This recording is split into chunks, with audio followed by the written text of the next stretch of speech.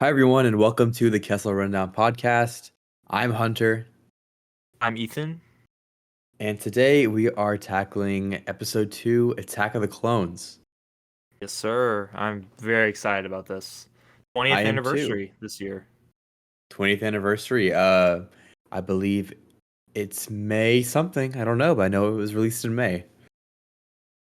Well, we're doing it in February because oh wait, no, it's March.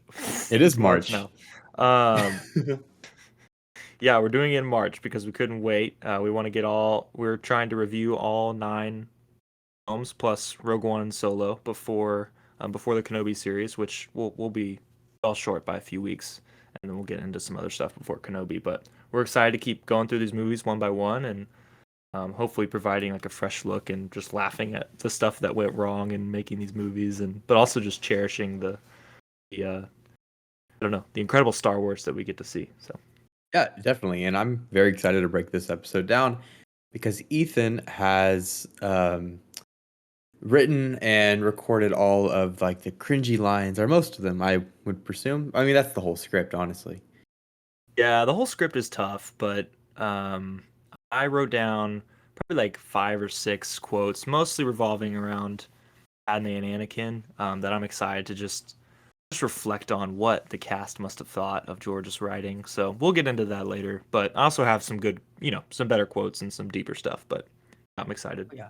Well, I'm excited to get into that, but first we have to go through the news, and it was not a heavy news week at all. It was kind of a struggle finding stories, but I did find some.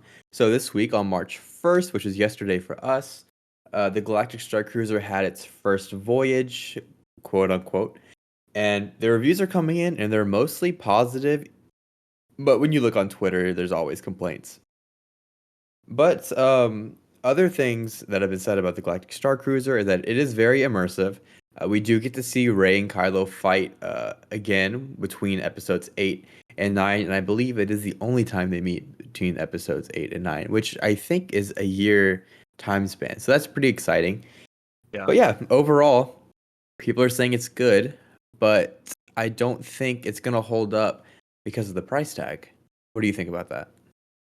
Yeah. I'd heard that um, Disney didn't do a great job marketing it. That one of the reviews I saw that everything in there seems like really high level, really well designed, kind of a niche thing, but still really cool. But the way it was marketed just felt like a place for kids. You know what I mean? And it felt kind of Yeah. like not very well made. But then all the videos I'm actually seeing of people in like vlogs and stuff like that, people going through the Star Cruiser, it looks really cool. Um, and I know we discussed this before the pod, but I think you said a third of the guests that have gone through this have been like Make a Wish kids, Yeah. which I think is a really cool. Just shows the power of Star Wars. Really cool experience for those kids, and I don't know. Hopefully, brightened up their lives and the lives of their families for a few days. But um, yeah, like you said, I'm not sure the longevity of the Star Cruiser. It's a very expensive thing for just a couple nights, but it does look really cool. Yeah, and not to get into my affinity for the parks or anything, but I really hope it's bad that I hope this, but I hope the Galactic Star Cruiser has some sort of failure because these past few years with this new CEO and like of parks, Bob Chapek, he's been all about the money and the magic has kind of died down. So I'm hoping this is like the first big, just kick in the butt, showing what really matters for guests at Disney. At the end of the day, it's an escape.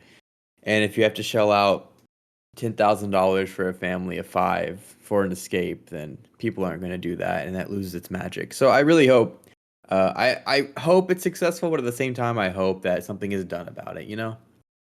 Yeah, I think we were both on the same page as being team make Disney more affordable.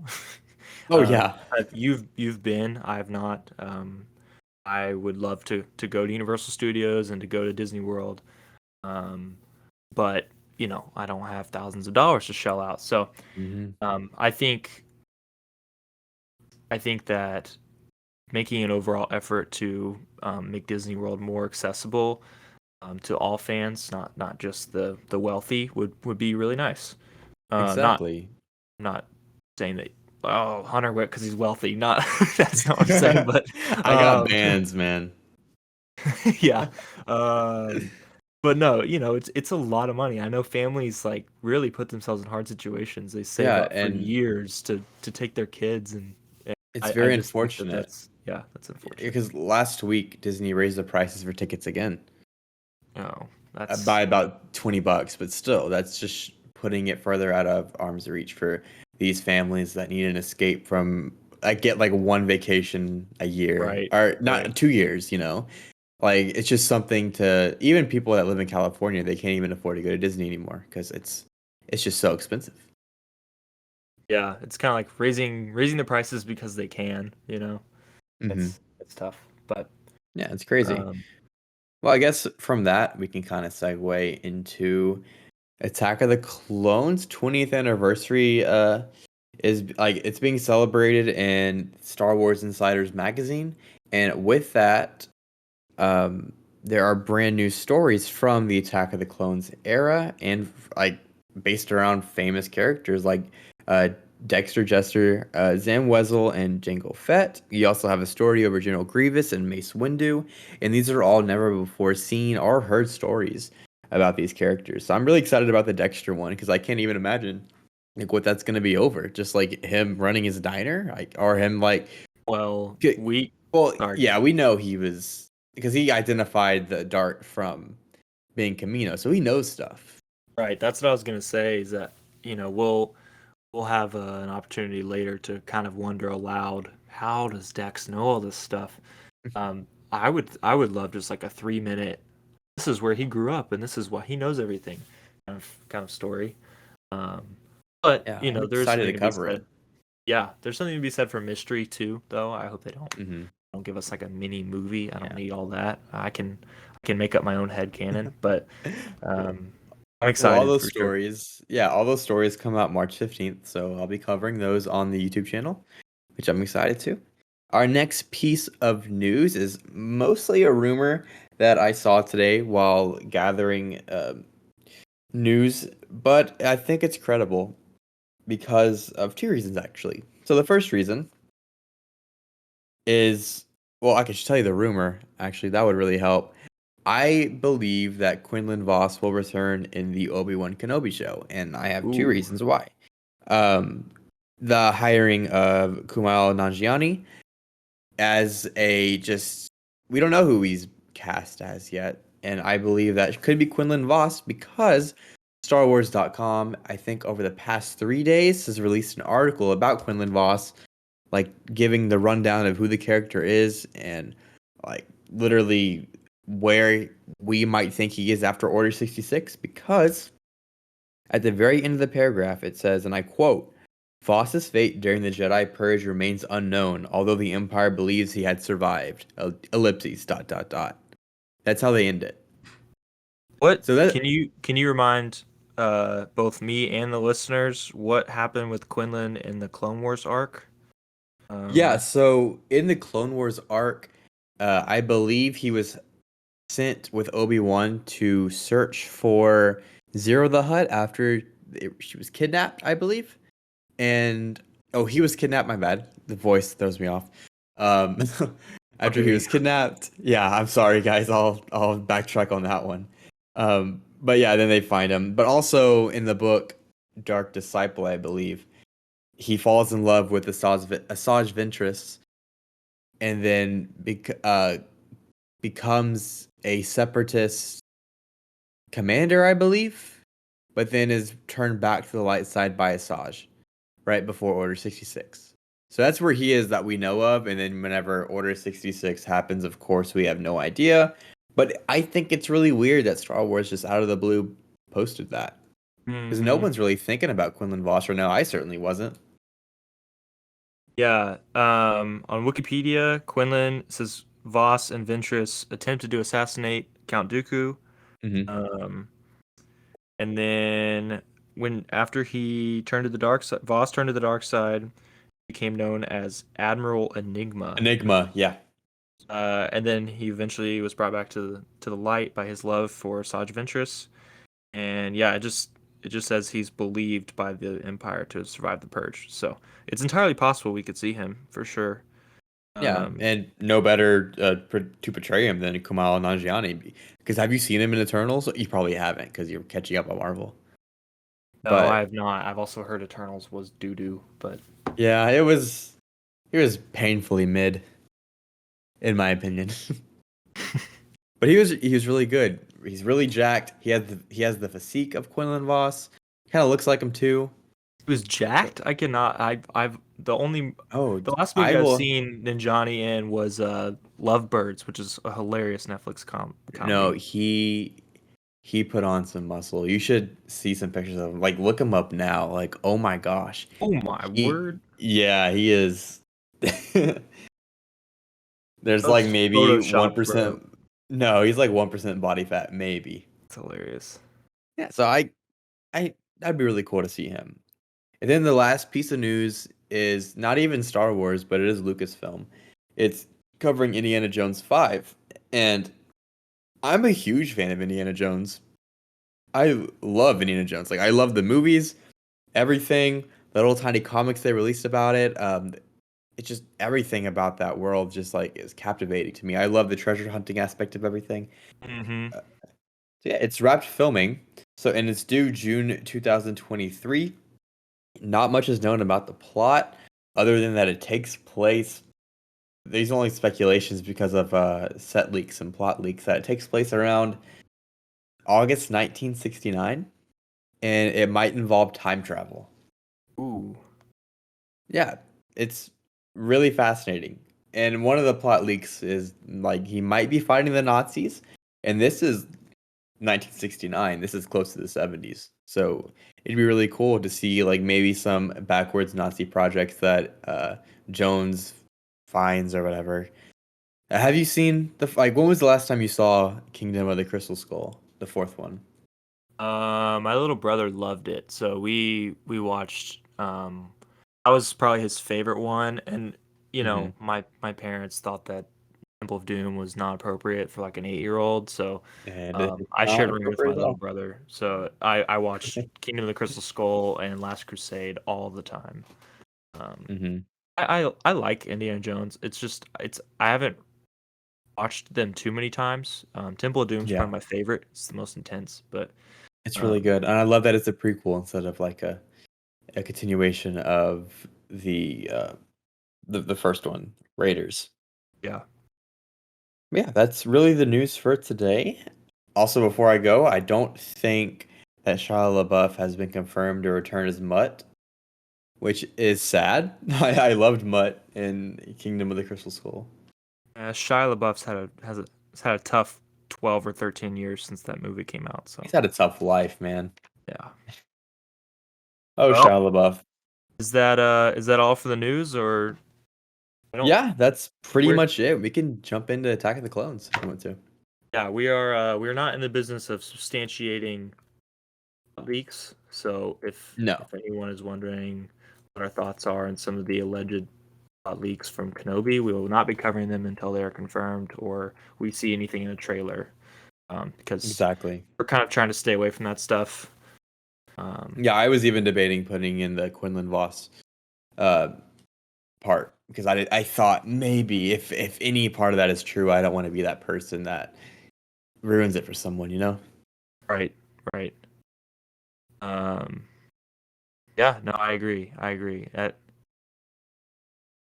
Um, Yeah, if we both want a trailer. I don't know when that'll come, but oh yeah.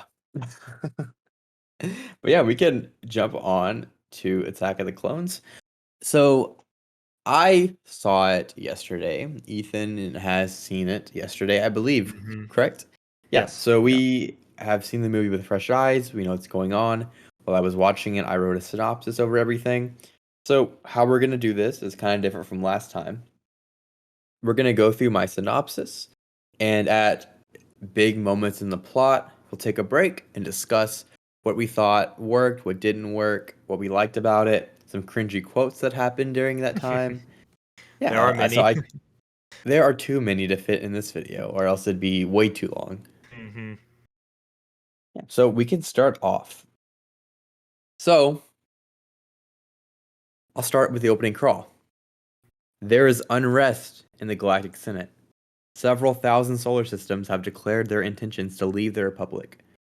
This separatist movement, under the leadership of Count Dooku, has made it difficult for the limited number of Jedi Knights to maintain peace and order in the galaxy.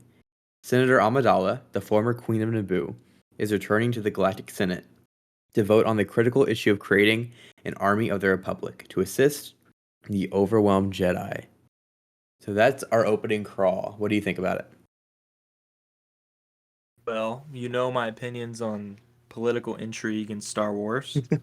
I'm all for it. So Mm-hmm. I, just reading through the crawl again the other day, I was like, man, let's go. And you can almost fool yourself into thinking you're gonna get a more complete like political drama.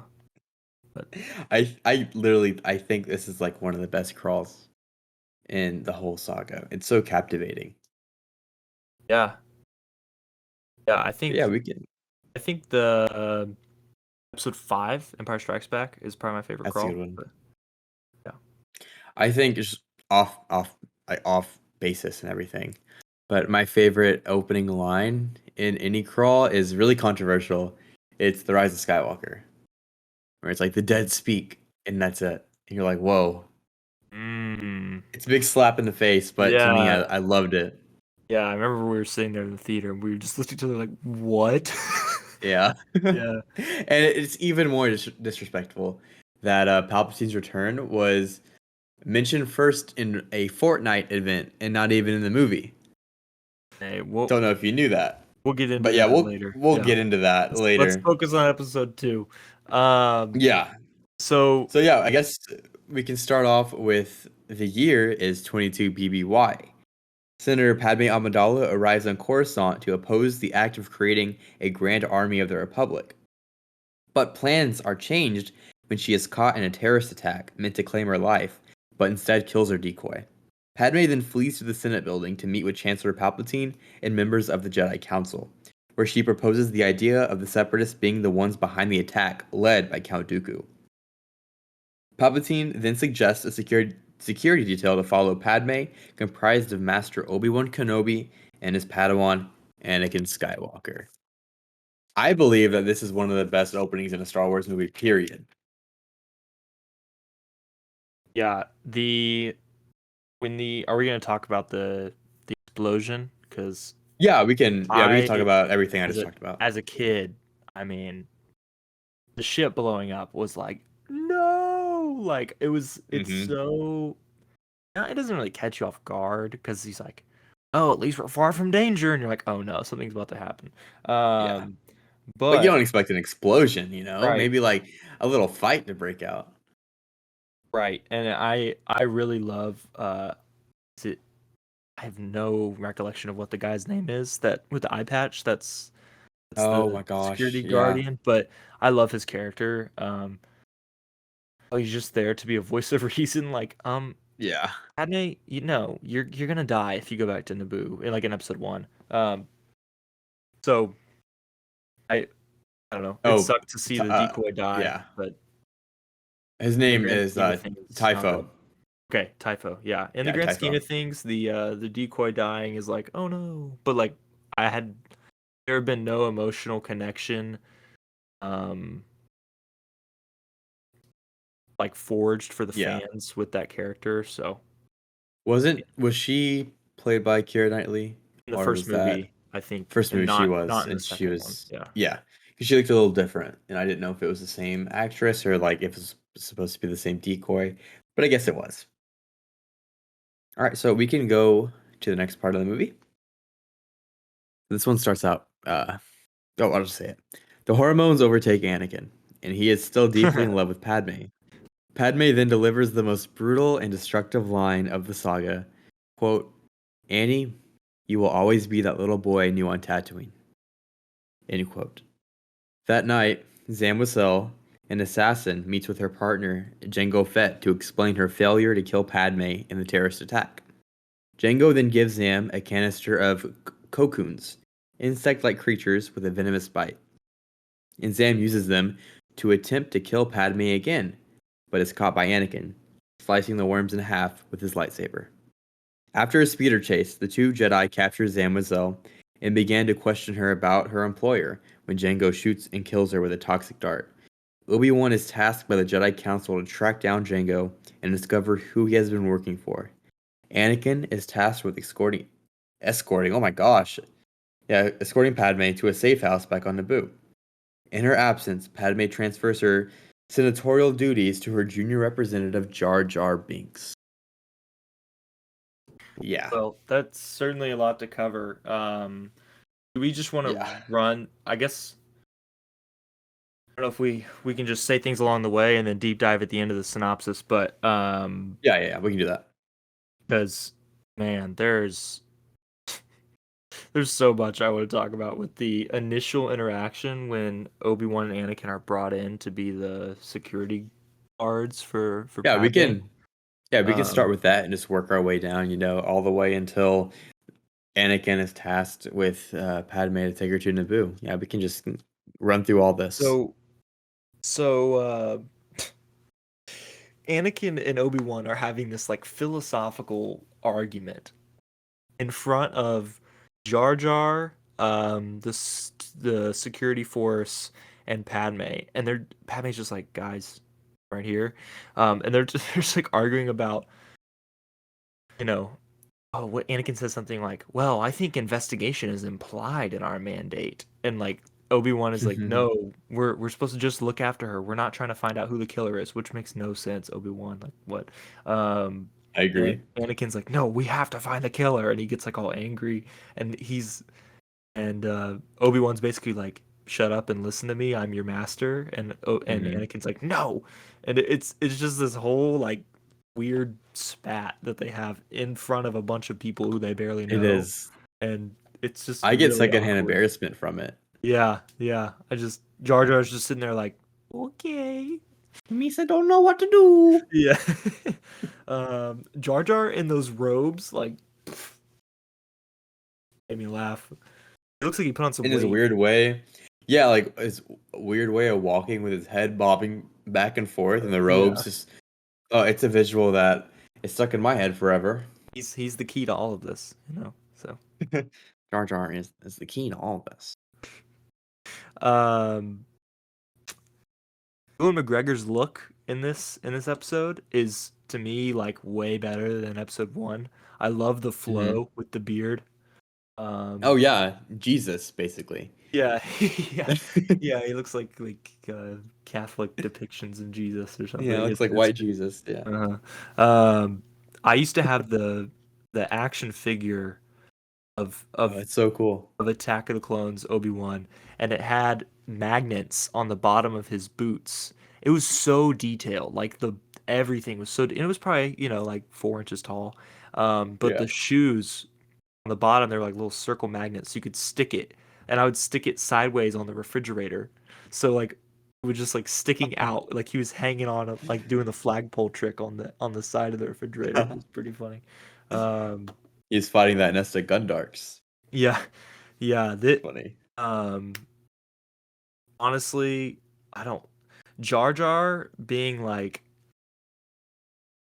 a refined like senator in waiting is hilarious to me. Um, Hmm. I don't know. Do you want to? I guess we can come back to it at the end, with just the idea of hubris and everything. But there's definitely some Hmm. Jedi like um, Jedi don't know what they're talking about or don't see what's in front of them kind of things in this section of the Oh, movie. definitely. I would love to dive into that once we get done with the Yeah. synopsis because wow, it's apparent in this movie. So cool chase scene though when we see not to pivot too fast, but when we see uh the cocoons, is that what you called them? Get Anakin kills Yeah, them and Obi-Wan dives out of the they're window. yeah What'd you think they're about that? they're cocoons, not to Cocoons. yeah, not to correct you too much, but yeah, I thought it was very brash that Obi-Wan's first instinct was to dive out the window. Yeah. Because it's like a light switch just flicks, and he head first jumps out the window. Like, Uh, it's crazy. It's so funny to watch. be Every like time I the see that scene, I just burst out laughing. that'd be like the 29th thing that would run through my mind. Like, Yeah. be like, okay, do I do what Anakin did and just run out the door and grab a speeder? Um do I call for help and someone on the ground floor or the floor closer to Yeah. yeah, I don't know. There I would be a think lot of things I would do before I yeah. do I use the force and just pull the thing back in the room? It's Uh, so funny that Obi-Wan does it instead of Anakin. Because if right. Anakin did it, it wouldn't have been as funny. Because he's impulsive, he's going after Mhm. this droid. But seeing Obi-Wan do it, it's just oh man, Yeah. it's so funny. Screw it, I'm But gonna yeah, that jump chase head first scene, out the window. Yeah. yeah, that chase scene is really cool. I love how it shows Anakin's just like recklessness, Hmm. and he shows off his skill as not. It's not a starship or anything, but it shows his flying skills. He was the best pilot in the galaxy. Right. Yeah, I really loved that part of it. With um when he's like flying under Obi-Wan, knowing where he's gonna Hmm. fall. That's really cool. And a lot of that's Yeah. force sensitivity, but it is really neat. Really, really neat with the when Anakin jumps out, Hmm. he just bails, and Obi-Wan's like, oh, shucks, he did it again. And he's like, how often does this man jump out of moving speeders? What? This dude Oh, just bailed. Obi-Wan saw him do it, and he just decided to jump out the window, just like his Padawan, I Yeah, guess. I guess. Yeah, I just Um, in my head canon, I think that like Anakin, whenever he's driving the speeder or flying the speeder, he thinks about his time pod racing, and it's just like connects him that way. mm, That's really cool. But yeah, we can go on to the club where we meet my favorite character in all of Star Wars, Alon Sel'Sabagno, the Death Stick dealer. Literally, yeah, like unironically, he's my favorite character. well, because you look just like him. Yeah. That's the reason. No, I think it's so cool. I don't know why. As a kid, I always saw him and like, whoa, it's such a small scene, but he always captured the screen for me. Really And a, it was a good always a good bit yeah. of world building. Like, oh, of course Yeah. there's drug dealers in Star Wars. Yeah, definitely. And like they're in a club, they're in a shady place. And this guy comes up, he's like, "Want to buy some death sticks?" Yeah. I'm like, "What? Like, what are death sticks? Like cigarettes? Are they like literal sticks of like what are they?" You know what I guess that's the same, that's the you same know thing. you know what I thought of? Um, it's hard to explain. I not fun dip, but like the sticks, pixie sticks. That's what Oh, I think yes, of. yes. That's what I think of. Want to buy some pixie sticks? That was me like second grade. Like, yeah, yeah, I kind of do. Yeah. Um, but yeah, I love how Anakin, after they slice off that girl's the assassin's hand, he's like, Jedi business, go back to your drinks. Like, he feels so cool saying that. And they do. And there is a funny scene where Anakin is just walking around the club, and every person is like swooning over him. Yeah. Every person in that club is just like going crazy about him. He doesn't care because all he cares about is Padme. Mm. He just, yeah, he has that just headstrong. He likes Padme. He's on a mission right now, searching for Padme's killer. He doesn't have time to dive into these people's fantasies, and I think that's such a, like a cool little detail. Yeah, that like he's the heartthrob, but he doesn't care. He's really Hmm. like the cool guy on Coruscant. Oh, he is, yeah. Oh, yeah. I'm sure that all of his exploits are just shown everywhere in Coruscant. I People wonder, probably love that's him. it's kind of an interesting, like, and it's kind of a digression, but like how much of a celebrity are Jedi? You know what I mean? How much is their identity known? An interesting Yeah, thought. well, we not to pivot too hard, but in that arc in season 7 of the Clone Wars, where Ahsoka goes into the lower levels of Coruscant, meeting Oh with yeah. the sisters Uh-huh. when their parents died, and was it Ayla Secure or who? I don't I remember who it I have was. wiped that from my memory, man. Those were some tough episodes. Well, the Jedi were looked down upon, and they were kind of glorified too. So yeah, I'm pretty sure I read somewhere that during like operas or going to the opera house, they were given special seating just like Chancellor Palpatine was. Like anywhere Hmm. they wanted to go, they were pretty much guaranteed to get a good space. Yep. When Obi-Wan goes into Dex's diner, as we'll see later, they don't Yeah. they don't say, "Hey, be seated."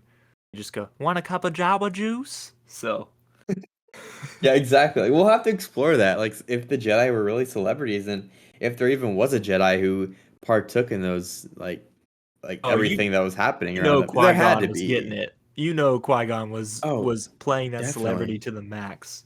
Yeah. Well, Quinlan Vos did a little bit of that because he was kind of a hot shot. He was kind of cocky. So Hmm. he probably loved all the attention he got. Yeah. But Yeah, I guess back to we can go to Jango Fett. the Yeah. oh yeah, dude. What did you so from a Star Wars fan's perspective, like in 2002, do you think that the average Star Wars fan put two and two together that was the same armor? Like that the Boba Fett because you didn't really his name wasn't revealed, right? You don't they don't I say don't. she gets killed before she says Jango Fett's name. So Yes. you see him from afar, but you don't really see the armor up close, right? Well, we do see him up close earlier on whenever he gives Zam the cocoons. But it's Oh, a that's different right. color than Boba's. So maybe people thought they were the same clan or they were maybe the same person just with the armor upgrade. But I don't think anybody thought that, oh, that's Boba's father, Right, you know? until an hour later in the movie, I guess. So, Yeah. yeah. Tonwee's here, Yeah. Dad. I can do a really good young Boba impression.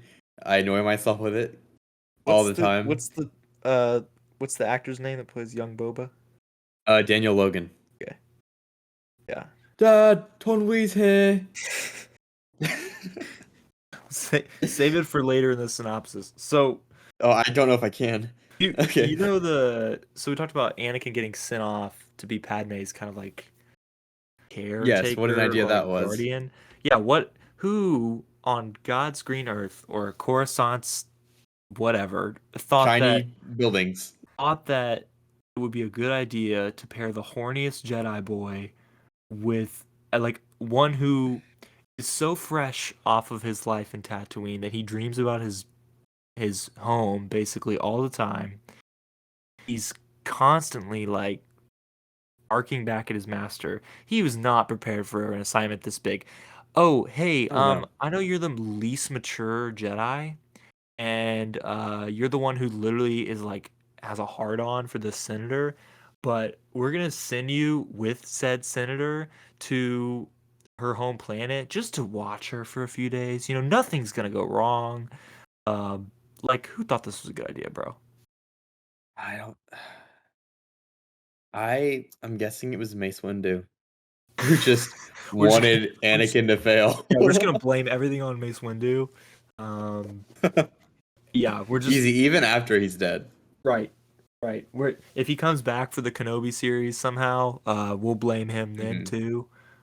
We'll figure it out. We don't like Mace Windu in this podcast, and Oh not to no. pick on him especially because as we'll see later, Yoda definitely has some criticisms, but um, I don't know. I think I'm rolling with your theory from last episode that he has it out for Anakin. Um, Oh yeah. I think that's actually like could be true, not just funny Hmm. to think about. I think it actually could be Not true. So. just bantha fodder, it's actually something. Right, right. Yeah. He thinks he's There's too some. old. So Yeah, exactly. He's the hotshot kid, he's the chosen one, and he's like, oh well, we can't give him special treatment, and then trying to not give him special treatment at the same time neglects him. right. I don't know if Mason knows he's doing it intentionally, but Mm. he's just that way. That's him. That's how that's how he is. So um, question arises, I guess, if Django hired this changeling assassin, who hired Django, right? Because he's a bounty hunter. Yeah, well, Would let's get into that. Yeah, let's get into that because that's coming up, right? With the Camino trip. Yeah, So so what leads into the Camino trip, and what um, how do we get to that point? yeah, so after Jar Jar Binks is given literally all the power in the world. Obi-Wan takes the toxic dark used to kill Zam to his old friend Dexter Jester, who identifies the dart and its origins on Kamino. Obi-Wan tries to locate Kamino on the star charts, but discovers that it's been wiped. With the help of Yoda's students, Obi-Wan locates and sets off for Kamino. Upon arrival, he is greeted by Prime Minister Lama Su, who thinks he is there to oversee the production of the Republic's clone army, ordered by Jedi Master Sifo Dyas Dun, many, dun, many, many years dun. ago. Dun dun dun. And he's believed to be dead. So Obi-Wan learns that the bounty hunter Jango Fett was hired as the template for the clone army, and he arranges to meet with him and his son Boba Fett, an unaltered clone. Jango and Boba attempt to flee, but Obi places a tracker on the ship and follows them to the planet Geonosis. So we can talk about that a little bit. Mm-hmm. So yeah, that whole sequence on Kamino, I love it. It's amazing. Yeah, the visuals of the planet, first of all, are just Mm-hmm. incredible. Um, yeah, the I don't I think it's later in the scene when you see a Kaminoan like riding sort of like a sea Oh yeah, creature like from below the water and then it comes up. Man, that is beautiful. I love the idea of Camino.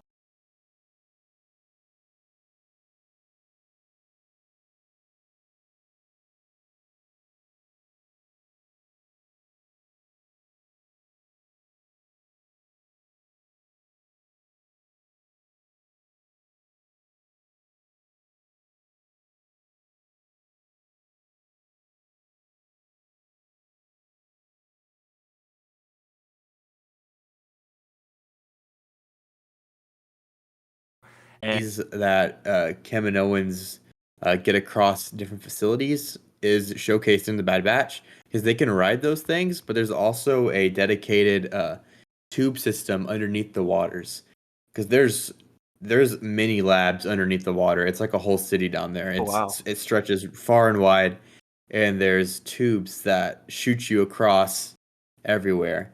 And just to see, like, I don't know, it's always been such a cool place, and to see it like that in the Bad Batch, it solidifies itself as like one of the coolest locations in Yeah. Star Wars for me. Yeah, I think if I were to make like a power ranking of just movies, just movie planets that we only see in the movies, um, I think Camino would be like top 3 for me. No, Um, yeah, definitely. honestly, even though the plot was trash, Exegol is up there.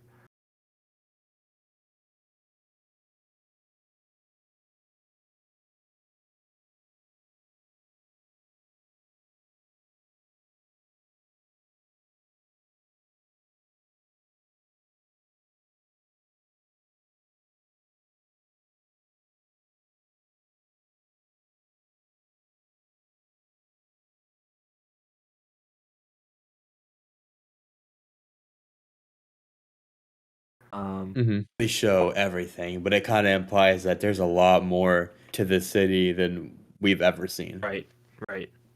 Um, so Camino, he has to find the planet first, and I thought it was interesting.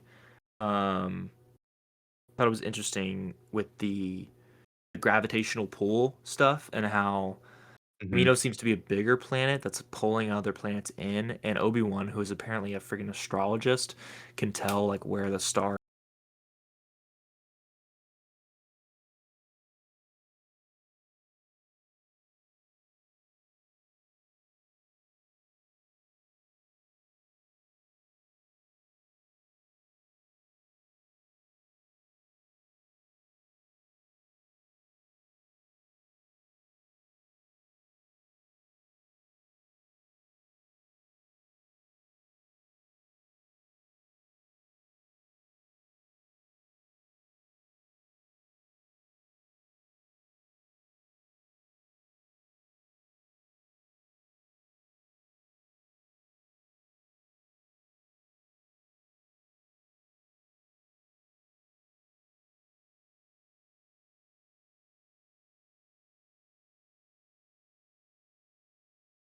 is, even though, or not really a man.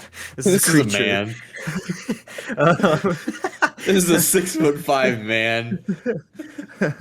This is a creature who is, given the majority of his life, literally like at the time of his death, almost 800 years of his life, to training younglings.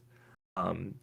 Whatever his faults, like he truly believes in the way of the Jedi and truly believes in training these younglings to be something better than they are when they arrive at the temple. And see him kind of mentoring these kids and bringing them in. That's teaching, right? That is teaching through experience, and not Obi-Wan and Yoda not looking down on the younglings, and thinking them like too uh, too immature. The Obi-Wan and Yoda don't think that the younglings are too immature to handle this, right? Hmm. It's very uh, it's just accepted. You can tell this is the way that it's done at the Jedi Temple, and that's really cool to me. It's sweet. It's a really good showcasing of their training, really. Because whenever Obi-Wan first walks in, aren't they practicing with their lightsabers on the training droids that Luke used in the Millennium Falcon, or am I mistaken? They had the training helmet on. Yeah, There's no like yeah, that's what I soccer was ball, thinking. floating soccer ball thing. No. Yeah, yeah, Grogu used to. hmm Yeah, But and then we're gonna talk about. I guess we we're could. kind of skipping around, but just trying to get through the Yeah, the that's fine. overarching parts of the plot. But Yeah, um, Sifo Dyas. I guess yeah, we could just say the big name, the big one. He was rumored to be dead like years before he was like this order was placed. It's very mysterious.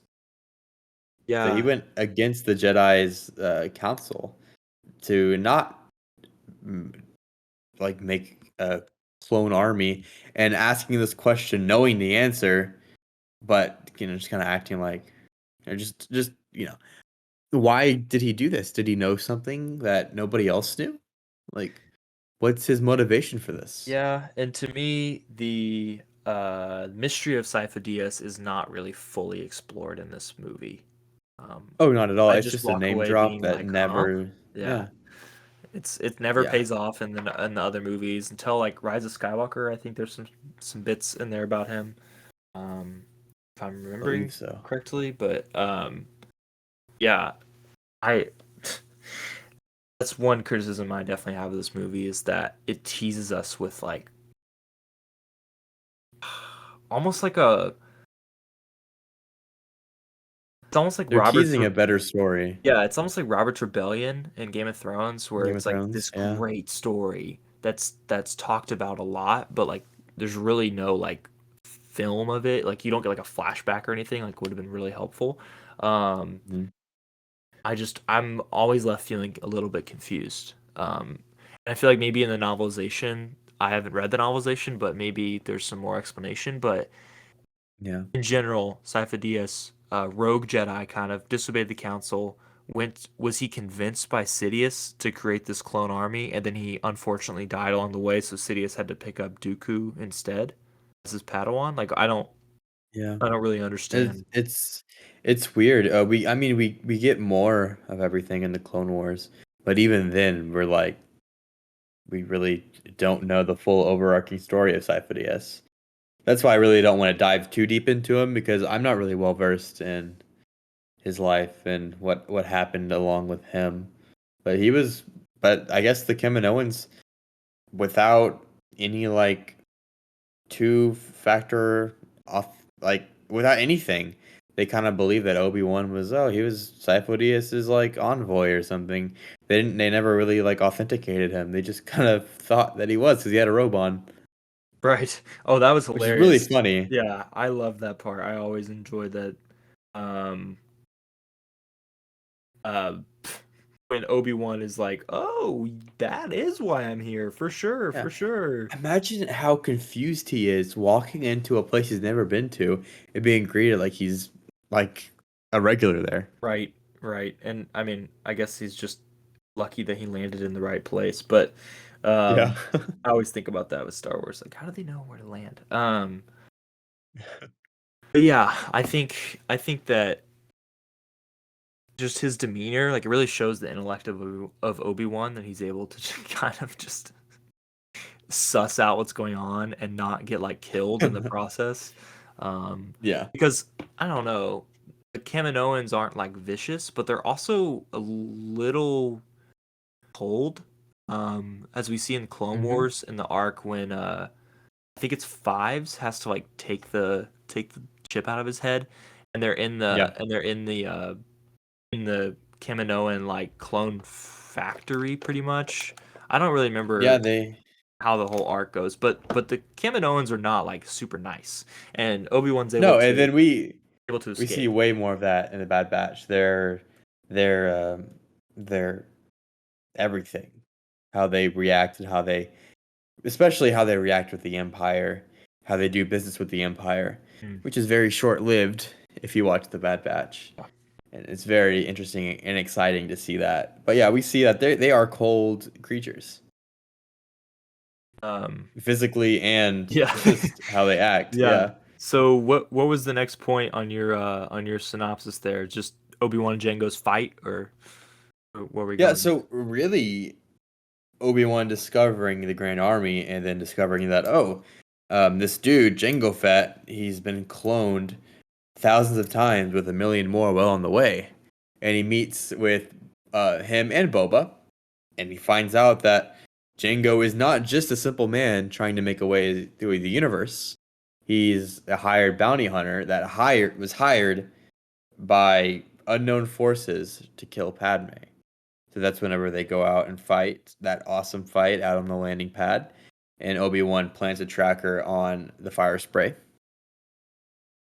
and then Jango Fett goes on his merry way. Yeah, incredible fight. One of my favorites in on the entire saga. Um, just the sounds. I think the sound production in this movie overall is incredible. Oh Um, yeah, we'll get to that in a second. yeah, but the man, just the it just gives me chills to think about the fire spray, like pew, pew, pew, pew, pew, like the fast Mhm. lasers, like when I'm sure I did a great rendition just now. That was really good. Yeah, Yeah, thank you. it gave me chills. Yeah. uh, they miss every single time, which is very convenient. But Yeah, it's also Boba shooting, oh, that's right, that's right. so yeah, But that might be a the reason why it's jetpack missing. just it I always thought Django Oh, looked a little like foolish in this scene because he just loses his hmm. jetpack like so easily. But Obi-Wan is a really skilled fighter, obviously. But this is a Yeah, I love the fight scene. and you do have to think that Obi-Wan has dealt with Mandalorians before Mm, because he true. was he was on a mission with Satine, and he knows probably how to take down a Mandalorian or two. Hey, well, nah, we won't get into that. This is a family-friendly Not podcast. that, He no. knows his way around a Mandalorian. He knows the weak points in the armor, Oh if you know what boy. I mean. It's not all Beskar. Oh boy. All Yeah. right. Well, I mean, moving on from that, Obi-Wan tracks uh, the Fets through space, and that's whenever we have our second fight between them, which is a fight among the stars, where Jango Asteroid Fett field. Yeah. uses that amazing missile. Literally, what is it called again? I always blink on it. Um, Pulse. Gosh, what is it called? Um, just had this conversation. We did. I don't remember what they're called. Pulse something. They're really cool. I don't remember, but I could probably just look up Boba Fett missile, and it'll probably pop up. seismic charge. That's what it is. Seismic Yeah. charge. Jeez, that always slips my mind. Yeah. We get a few of those. I just want to be in that theater for the first time, hearing that sound. I bet No, everyone I'm just so hoping that they re-release this movie at some point, like for the in 20th or IMAX. 25th. Oh my And because gosh. they did that with Phantom Menace like 10 years ago for the 15th anniversary. I guess it Hmm. would have been 2014. I went and saw Phantom Menace, and like at the AMC theaters, like really nice theater, and yeah, and they had the sound was great, obviously. Um, Oh, I bet the pod racing scene was really nice with the wah, wah, wah, wah, wah, wah, wah. yes, yes, yes. Yeah. Yeah. But yeah, I'll let you keep going. Yeah. Well, to end this, really, he tracks them to Geonosis after Jango Fett thinks he killed Obi-Wan, but Obi-Wan pulled a Han Solo, or should I say Han Solo pulled an Obi-Wan, and stuck next on an asteroid and pretended to be dead. So that's what happens. They end up on Geonosis. So meanwhile, Anakin spends one-on-one time with Padme. During their time together frolicking in the fields and falling off weird cow beasts, they begin to develop a connection, but Boy. Padme rejects him, fearing scrutiny from the Senate. So Anakin then begins to dream of his mother suffering and in danger. Troubled, he tells Padme he must go to Tatooine and save his mother, and Padme joins him, and they set off to Tatooine, and they find Klieg Lars, who bought, freed, and married his mother Shmi. Anakin is told that Shmi was kidnapped by a Tusken Raider tribe, and that night Anakin travels to the Tusken camp and finds his mother, who dies in his arms. In a fit of pure Sith rage, Anakin slaughters the tribe, Like killing animals. not like animals, killing not just the men, but the The women women, and the the children too. children too. Yeah, and we can talk about that. Much That maligned amazing scene. scene. I love it. It's incredible. So where do you want to start? Do you want to start with the just terrible romance stuff, and then we can Oh, go on. please! I've been chomping at the bits to talk Okay, about okay. But this weird all right. I'll let vacation. you run ISO. Just go for it. Yeah, so they get to this beautiful romantic house, literally the most romantic location I've ever seen in my whole entire Right. life. Like in the real world, people take honeymoons there not just because it's a Star Wars location. Like it's a beautiful Where location. where is it filmed? And Italy. Okay, that's what it looks like. And Padme, yeah, and Padme is literally like not to like not to like dress shame or anything, but literally Padme is looks so beautiful in her, how she dresses. Bro, And Natalie Portman in with the this movie, landscape, oh, other that, level. I'm yeah, not gonna lie. another whole other level. And just to have 19-year-old Anakin who's like he's ready to go, man. To see that every single day and to be living with that and like knowing that he is so unstable that he will make a move. Like it's a God, it's such a mix for disaster. Yeah, I Something is gonna happen. so on their journey from on this refugee ship, which is another like beautifully built set. Oh yeah. He just says some things that are like I'd say we are encouraged to love and stuff like that. He's planting the seeds, and it's just a really quick fall from like Padme being like, You're such a little boy," to like, "I love you, Anakin. We're about to die, so I Hmm. thought you should know," kind of thing at the end of the movie. But um, man, the in between is rough. Like he just stares at her so much. He like the things he says sound like they were written by like a 15-year-old that's trying his hardest to write like Shakespeare, and Hmm. it's just really tough to listen to. I are those this is a sidetrack thing. Are those blurgs that they're writing? They are no, they're not blurgs. They are blurgs are the animals that the Mandalorian rides Right. These have in like season four one. legs. They're kind of like more cows than Yeah, these are like the best way I can describe them. They're like raisins. They're so whoosh. I don't know. um They kind of remind me of this is a really deep like dig, but they remind me of the pigs that in Rebels that Ezra has to smuggle. I don't know if you remember that, but those pigs like inflate and it's yeah. They remind me of that. They so look like they inflate really large, do you but I don't know what they're called. do you want to do just like we can just try and rank the top 5 most cringy slash I don't know, like kind of Bill Cosby moments that Anakin has in this stretch. Um, it's like it's so Yeah, bad. It's so please do bad. it. Okay, so we can just kind of discuss and then come up with like a top 3 or top 5 or something. Yeah, Um, so you know all the quotes. I really didn't write any quotes down, and they're not really no, it's um, fine. It's sticking fine. with me, but I do know some. Starting off with, I don't like sand. It's coarse, rough, irritating, Mm. and it gets everywhere. And part of me is like, what is he insinuating? Like when it gets everywhere, like what is he insinuating with Padme? No, actually, as much as I think the dialogue is terrible, that quote has not always been like a, oh, what an example of terrible screenwriting. Like I think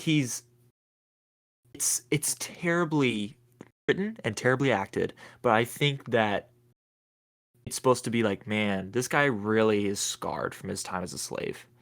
This guy's Hmm. really like is in a better place now. He's on Naboo. Um, but the next line after he finishes saying, sand gets everywhere, and then he stops and he goes, "Not like you." And he just goes in this like weird, and he's like stroking her back, which she did not ask for. I'm sorry, Yes. but like not to be the guy that's like you have to ask, but I mean, really, No, you like do. this is still a work relationship at this point. Like nothing has happened between them. There's been no reciprocity. Like she has not given anything back like at all to Hmm. suggest that she wants this, and he's like giving her like a back rub. Ugh, it's weird, bro. And and then somehow she kisses him. I don't really know how that's like. Yeah. That's does not 'cause to me the movie up to that point she is like friend zoning him hard and Oh like yeah. not giving anything back. And on the refugee ship, she's like, huh, okay. When he's like, love, compassion is what does he say? Compassion is unconditional love. And she's like, okay, you weirdo. I And then, believe so. Yeah, it's unwarranted. yeah. And so, yeah, it kind of feels like an unearned kiss in a way. Um, Yeah. so to me, if I'm making like a top 5, like number 1 or 2 is the back thing. Like, she's just standing there, bro. She's not giving you any Oh yeah. reason to think that she wants that. And you're just like putting your hands on her. I don't know. It just makes me uncomfortable. Yeah. Another one is after they kiss. Weirdly, they kiss. Anakin says, "My heart is beating, hoping that kiss will not become a scar." What? Yeah, that was I think, that's the fake yeah, Shakespeare part I was talking about. yeah. It's just George was. I don't know. He is probably in like a rut of writing Right. Right. something. I don't know. It's like, oh, it's poetry. It rhymes. Let Yeah. me think of let me think of Shakespeare real quick. Let me quote him real quick You, or something your something along the lines Your of George that. Lucas impression is incredible. The when he says just the way he says it. I'm gonna try and do my best Hayden Christensen impression. What he must have been thinking when he read these lines on the page when they're at their table read, and he's like, George, come on, man, you're gonna ruin my career. And he says, I'm haunted by the kiss that you should have never given me. It's like this like Great, Hayden. It's great. low like yeah, and George is like bravo, bravo, bravo, That's excellent amazing. work. That's Star And Wars. Natalie Portman, who is like at this point like Mortified. yeah, she's like, are you serious? Like I have to play along with this? Um, Oh my gosh. could you live like that, Anakin?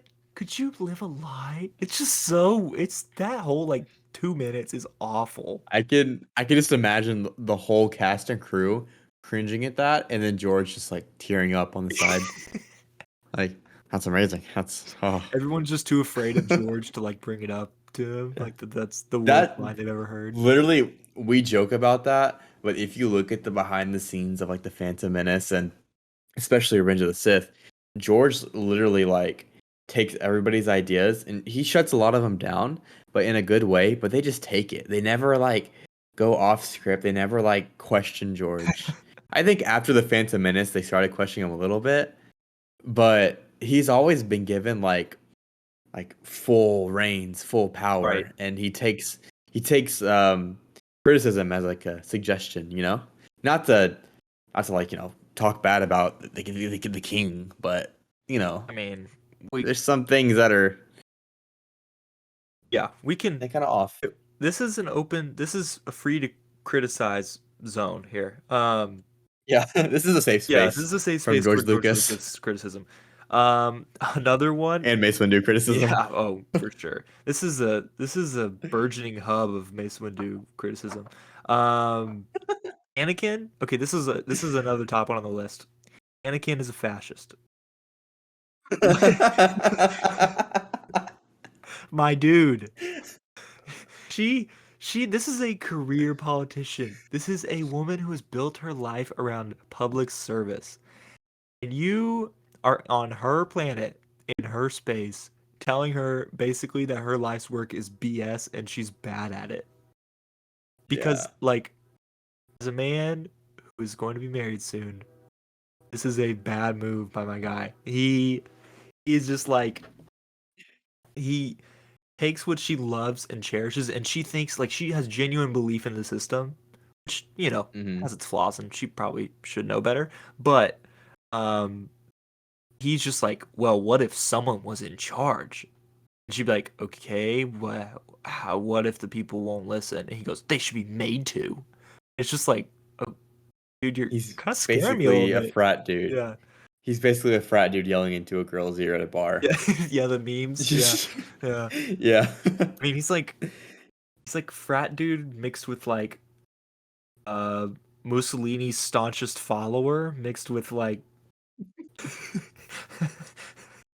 cocky like That's great. baseball prospect who thinks he runs the world. I don't know what to make of Anakin Skywalker in this movie, but man, he's got some But I mean, hormones. literally, yeah, literally, like we say that, but I don't know if to this point he's ever talked to a woman outside the order. Like he's literally Yeah, he's like, the only woman he probably talks to is just like either other Jedi like Ayla Secura or like Barriss Offee or just just he's probably never maybe what's her face, the librarian. yeah, who's he getting his reps in with? You know what I mean? He Exactly. hasn't had that bad middle school relationship to get his reps in. He's going into this cold. And he's like, "Hey, Padme, what if I rule the world, huh?" And she's like, "That's not what I want." And he's like, "But we could do it in W- secret." It's like, would you like yeah. that? Do you think it's hot to rule the world? Or something like that? She's like, "You are crazy. Get away from me." Um, Do you think my muscles look really good with all the sand over them? Like, what do you think? to me, the romance, like, it, the idea of it works, but the way that it's built up makes no sense to me. Um, Mm-mm. it's just it doesn't flow. It goes from like there's no way this girl is gonna fall for this petulant like child, um, to like I love you, Anakin, and like it feels Mhm. like way too short of a time span. Um, yeah, I don't know, man. It doesn't feel like it works, but at the same time, I really love the story value that the romance brings. If that makes sense, like Mhm. what it does to Anakin in the end. It's kind of like they filmed more of that and then lost the tapes Yeah. and had to like somehow just like, okay, we had to reshoot this. Let's try to get all of what we filmed into 20 minutes Right. and describe what's happening.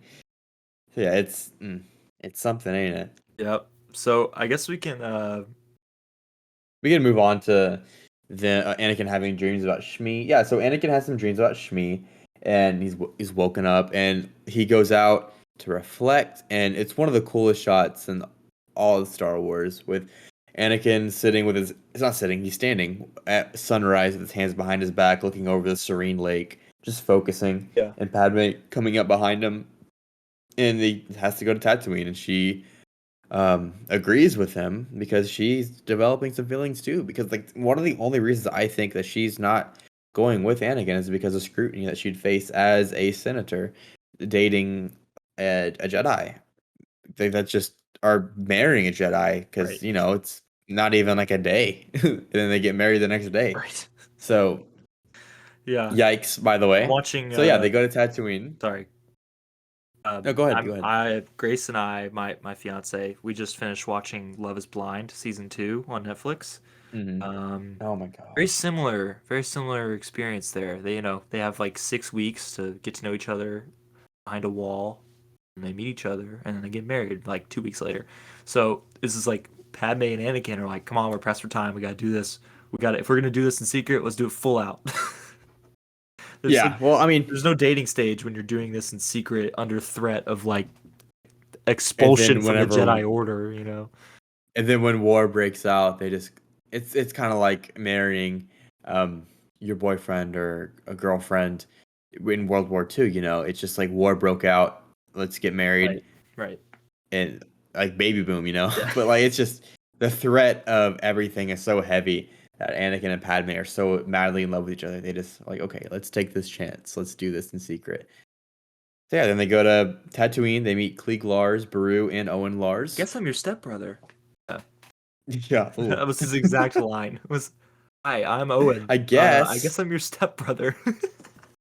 I don't know. Maybe if you're cool with it. Only if you're cool with it, step bro.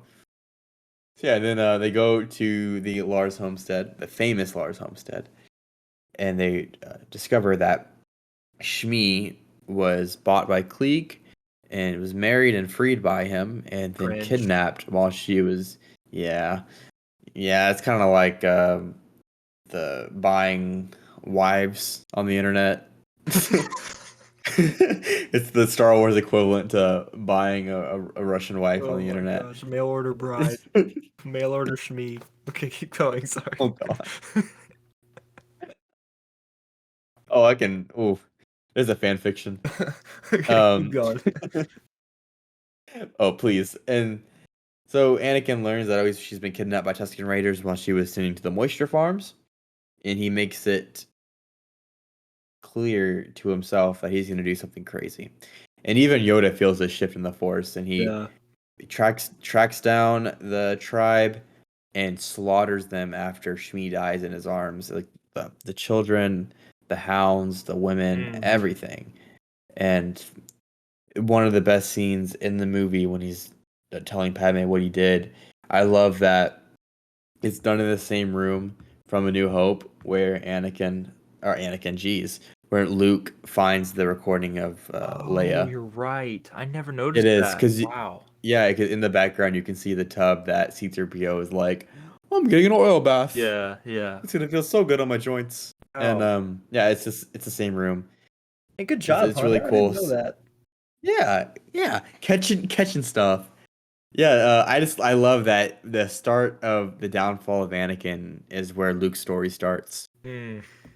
Yeah, I also love It's how the you get a hint of and this is why it's great that John Williams does all these movies, is because you get a hint of Mhm. the Imperial March as he looks up, and Oh the musical yes. cue is perfect because he's kind of like shaking with anger, and like he's remembering what he did, but he's not like shameful about it. He's just saying like he deserved it, right? And he's looking for validation really from Padme. Hmm. When he looks up, he's just Oh, that's a great shaking with point. rage, and it's like the Imperial Yeah, March.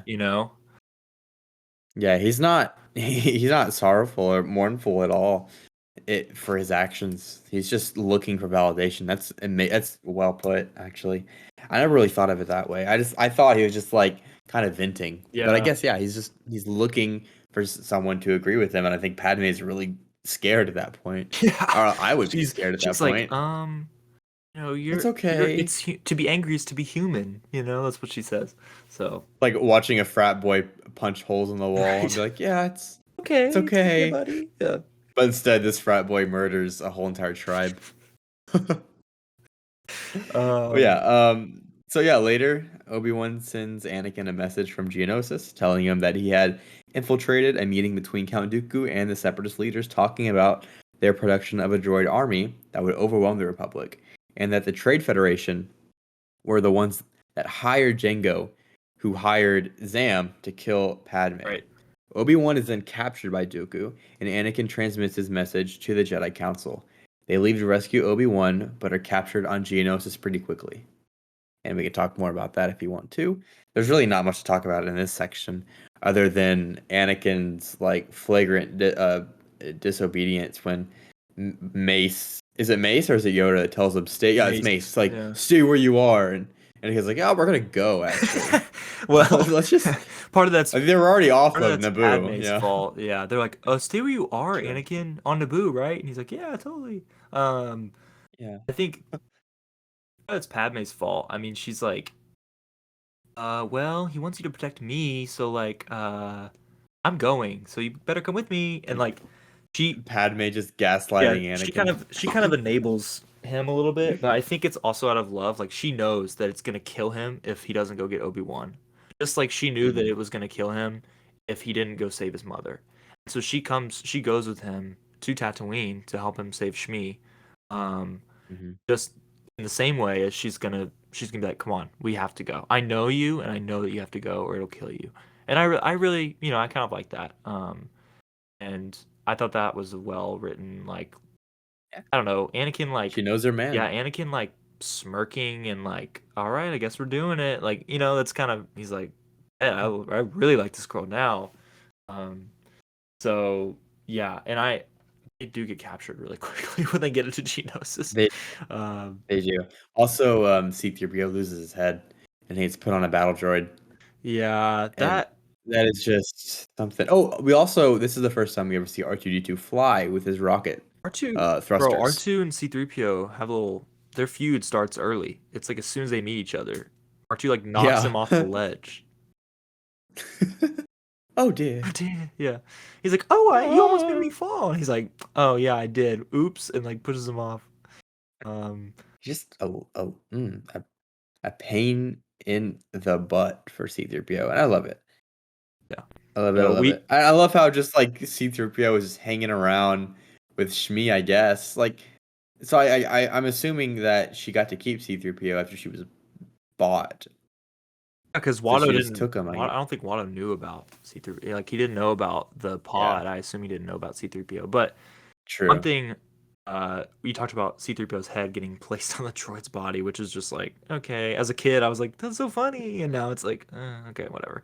Uh, What do you think of the assembly line sequence in general? I thought I I enjoy well, I it mean, every time I watch it, but yeah, I enjoyed every time I watch it too. I just think that they kind of went overboard with the CGI. yeah. Kind of like, oh, this is the new meta for filmmaking.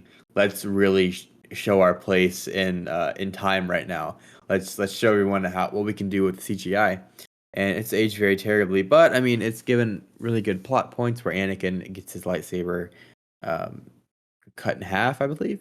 Yes. Yeah, and he's like, "Not Correct. again." Yeah. Obi-Wan's gonna kill me. Yeah. Yeah, Yeah, and I think that's really cool. there's a lot of one criticism I do have of this movie. There are a lot of not agains and oh, I hate it when he does that. And oh, Hmm. you always do that. Like we get it. They're friends. Like Obi-Wan and Anakin. Yeah. George Lucas is clearly trying to tell us, "Hey, these guys are buddies. They've been through a lot together." Um but it's just like a little heavy-handed with the like not again. Like that stuff there's a lot. But Yeah. apparently Anakin has lost several lightsabers, which is really interesting to me. That means he's wasted a lot Hmm. of time going to get his kyber crystals.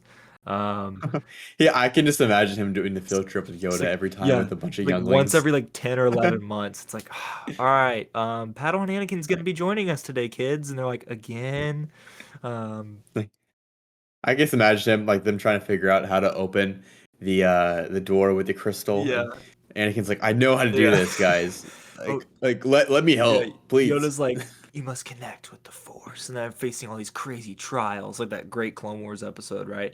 And then it's like Hmm. Anakin just like walks through the temple, and he's like, bro, I'm gonna be here next year. Yeah. Yeah, Or Yoda just doesn't allow him to participate. yeah. He just goes, he's like, hey, Padawan, Just hang back. Padawan Hunter, go in there and grab another crystal. Just, just, just grab two, okay? Yeah, just grab two. It doesn't matter what Yeah, color. At this point, purple. it That's doesn't what he matter. gets. Yeah. Um. Oh, Mace would have hated it. Came back with purple. um. Oh my gosh. Anyways, so the that sequence with the butcher's knives chopping down and everything, and That's kind of um, where does that come on in that? in the assembly of a I don't droid. know. I don't know. Where do the butcher knives come out? I don't know. But the with the lava pouring and all that stuff, it was, it's a little overdone, but Mhm. it is pretty entertaining. And like I said, I'm always thinking about, Star Wars, it's not a kid's story. It's not like just for kids, but you do have No, to but think about it's a the impact of younger. seeing this in a Yeah. theater. And like everyone 12 and under is like, whoa, like, Yeah. um, so it's overall it's not the worst thing. And then they go straight from the assembly No. line to the kind of like gladiator arenas, right, when they get captured. Hmm. Um, and And they get chained up and they fight the we various yeah, we get monsters. to see this cool the mudhorn type thing. Not quite a mudhorn, but it's very similar. Mhm. Anakin fight. Here, let me look up the names of the creatures But, while you talk yeah, about. but while you do that, I'm gonna one um great sequence in this is Jar Jar. While we're in the middle of us, they cut back to Coruscant, and Jar Jar votes emergency powers to Palpatine. Um, Misa yeah, propose. so we get Jar Jar freaking Binks deciding the fate of the galaxy. This is like I'm trying to think of a real world corollary, like a um, I don't He's know, the key to all emergency this. powers kind of thing, right? Um, and just nope, I'm not going to return those emergency powers. Thank you. I will keep them. Um, but yeah, it's tough. Jar Jar deciding the fate of the galaxy is tough. But then they cut back and Obi-Wan gives his iconic Anakin was like, "Well, we came here to save you." And he just looks up at his chains and he goes, "Good job." He's like, Such a good line. yeah. So, Good job. yeah, and I guess we can, if you want to read off the names of the creatures if you found them. They got the Yeah, praying it's mantis type thing, the big yeah. rhinoceros deal. Yeah. And you get that weird tiger one. So we got Acklays, Nexus, Reeks, and Mong Worst. Hmm. Don't know. And the Acklay is the praying mantis one that Obi-Wan deals with. I'm assuming the Nexus is the tiger-looking one with the multiple eyes and the very, very wide mouth. And the Reek is, of course, the Mudhorn-looking one. That's um pretty neat. I think yeah, Nexu Nexu Nexu Nexu, yes, Nexu. Nexu is the cat looking deal. Uh, Yeah, the Reek is like the bull-looking one. And Acklays are the ones with the long legs. okay, sweet. And Nexu is actually his name is Nexus, but his Nexus the Nexu. Yeah, He's in the Old Republic. yeah. Um uh Oh, he is. yeah, I think he's in one of the novels. Yeah, he pops up elsewhere in Star Wars, so that's kind of cool. Or just the species in general. Um Mhm. but yeah, we can get I guess the so right as they're about to get executed, you have one of the Nemoidians, I don't remember which one, and several members of the commerce guilds, I think they're called. Like there's a moon there from the banking clan, and there's a few other Mhm. representatives that are kind of the big, kind of like the Godfather, like the meeting of the five families with Dooku and all Yeah. the members of the Separatist Alliance. They're they're watching on, hoping Padme gets killed. Obviously, that's what the Nemoidians want most. They can take Naboo, Yeah. and so that Sidious can pass or Palpatine can pass his bill through for the creation. Well, Palpatine wants it for the creation of the clone army. They don't know that, but Yeah. they're very motivated. All sides are motivated to see Padme die. So she doesn't die, and we get just the horde of Jedi come in to rescue the day. And we just get some incredible fight scenes. If you want to, I think that's the last bit of your synopsis, and we can just take it, from here. Yeah. So, um, Mace Windu, out of every bad thing we say about him, he makes real quick work of Jango Fett. Hmm. He charges him, deflects the blaster bolt, and just beheads him right in front of his son. And if you haven't seen the Clone Wars, that's a big plot point for Boba, of course, because his hatred for Mace Windu is it follows him because that's how he becomes a bounty Hey, hunter, because he wants me to too, kill Boba. Me Mace. too. Yeah. We're on the same side, Boba.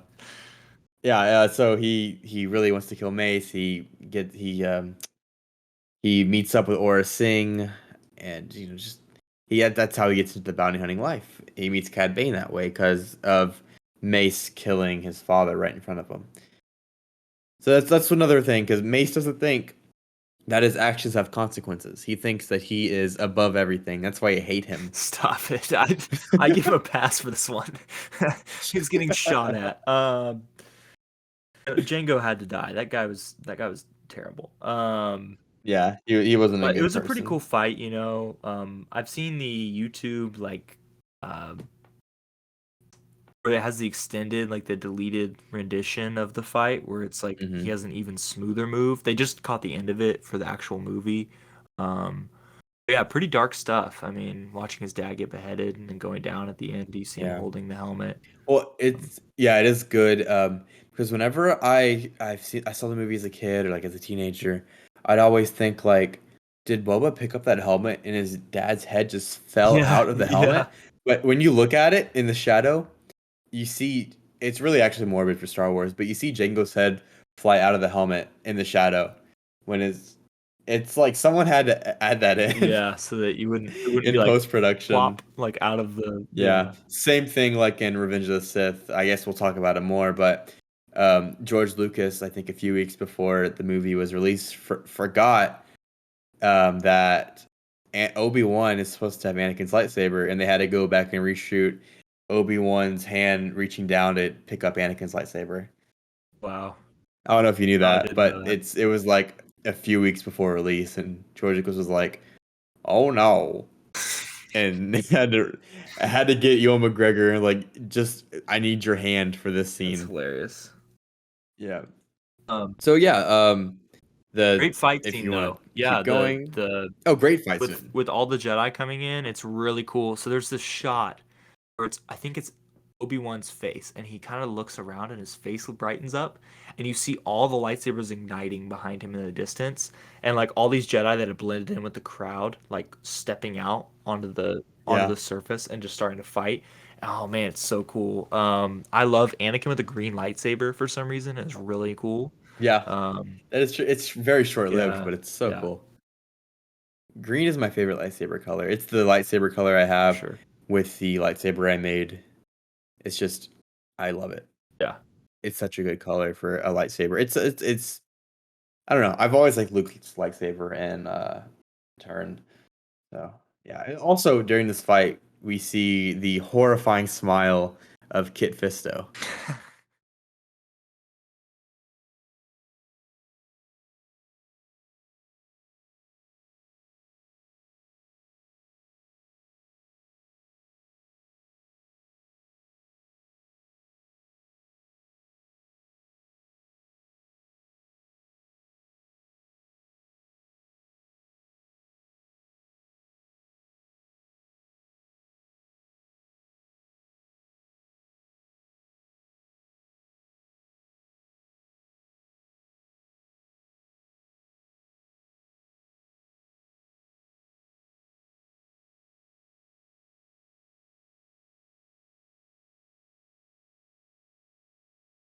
Hello, this is Hunter and Ethan from the future.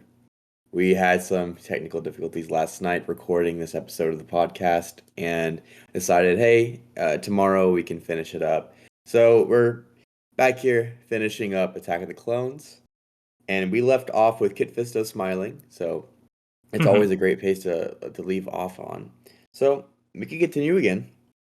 So Yeah. Anakin and Obi-Wan corner Dooku.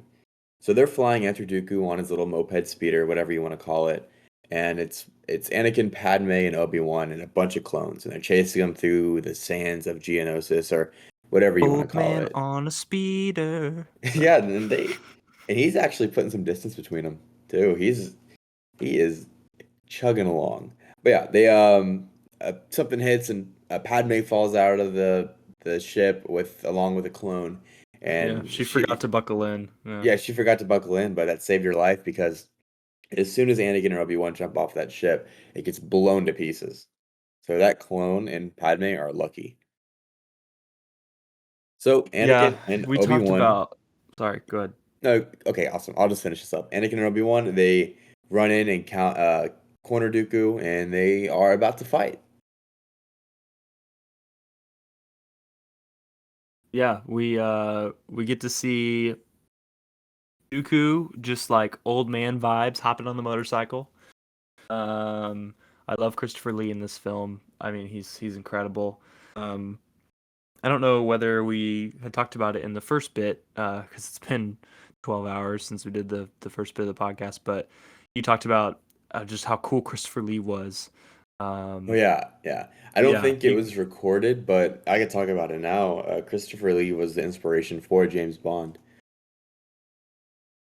So yeah, he he's is very immensely cool. yeah, a real life swordsman, World War I veteran. Uh, Hmm.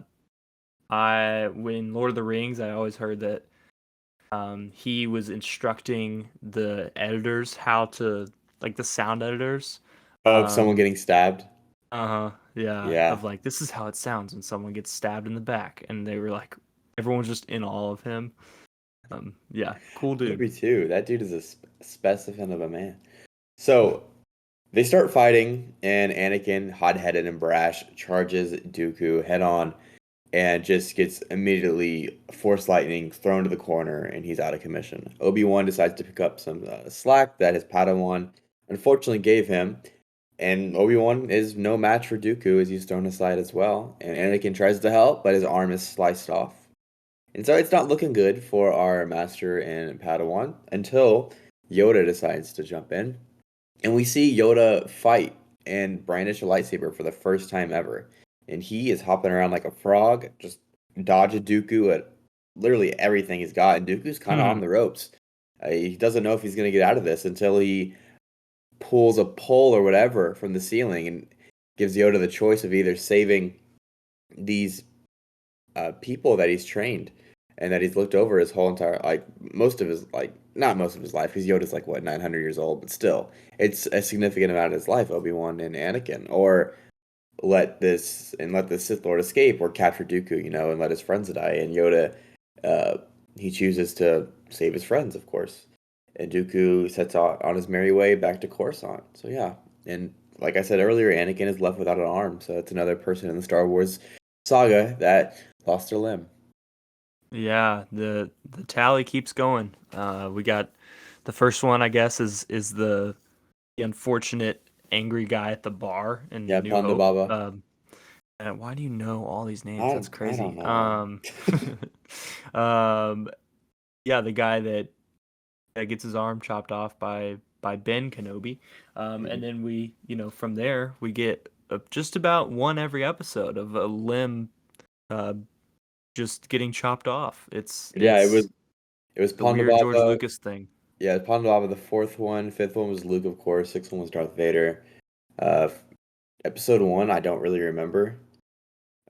Two is Anakin. Three, Dooku. Also Anakin. Also Anakin. And Dooku loses his head. Yeah. Yeah, and his hands too. He loses his hands, Hmm. then his head. I don't know about the sequel trilogy, or else I can't think. I mean, Han kind of lost part of his stomach, but Oh, that's too yeah. soon. Oh, way Too too soon. soon. It'll always be too soon. He's riding solo now. Oh boy. So Dooku's ship, I guess we can touch on that. Incredible ship. It's like a parachute. It's like a bubble kind of thing. It has a golden parachute on the back. Um, Yeah, I it's would love to really know. really inventive. Yeah, I would love to know like the engineering behind it. Just why and how it deploys a parachute while it's still in like orbit, or just like I don't know. How do It's parachutes cool. work in space? We don't know. Yeah. I'm But assuming I gosh, I cannot talk this morning. If he used the parachute to guide himself into orbit, and I don't know. It's just it's a weird thing that Star Wars like they they give you something and they give you no explanation for it, and we all just kind of accept it as like, whoa, that's amazing. Yeah, because it's And it sick. is. Yeah. Yeah, and it's Yeah. awesome. Um, I think it's just a show of George Lucas's inventiveness, his constant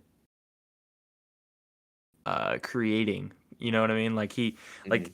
the prequels are full of these awesome new parts of Star Wars that we've never seen.